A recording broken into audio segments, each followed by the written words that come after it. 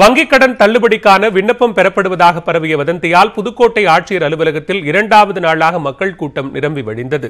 கஜா புயலால் புதுக்கோட்டை மாவட்டம் கடும் சேதமடைந்துள்ள நிலையில் பயிர்க்கடன், நகைக்கடன், மகளிர் சுய உதவிக்குழு கடன் போன்றவற்றை தள்ளுபடி செய்ய வேண்டும் என்று வலியுறுத்தி மாவட்ட மக்கள் ஆட்சியரிடம் கோரிக்கை வைத்து வந்தனர். இதனைத் தொடர்ந்து அரசு மற்றும் தனியார் வங்கிகளில் பெற்ற கடன்களை செலுத்துவதற்கு ஓராண்டு கால அவகாசம் தர ஏற்பாடு செய்யப்பட்டது. இதற்காக விண்ணப்பிக்குமாறு மாவட்ட ஆட்சியர் அலுவலகத்திலிருந்து அறிவிப்பும் வெளியானது. ஆனால் இதனை தவறாக சித்தரித்து கடன் தள்ளுபடிக்கான விண்ணப்பம் பெறப்படுவதாக மக்கள் மத்தியில் வதந்தி பரவியதால் 2 நாட்களாக ஆட்சியர் அலுவலகத்தில் மக்கள் கூட்டம் அதிகரித்து காணப்படுகிறது.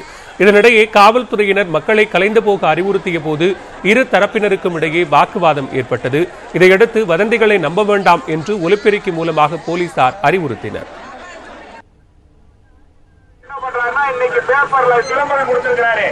அதை நம்பி நீங்க தயவு செய்து ஏமாற வேணாம். எல்லா ஜனங்களும் கிளம்புங்க, அவங்க வங்கிக்கு போங்க. உங்க லோன் மட்டும் ஒரு 6 மாசம் வசூல் பண்ண மாட்டாங்க. இவ்வளவு விஷயத்தையும் சொல்லி பேப்பர்ல கொடுத்துருக்குமா.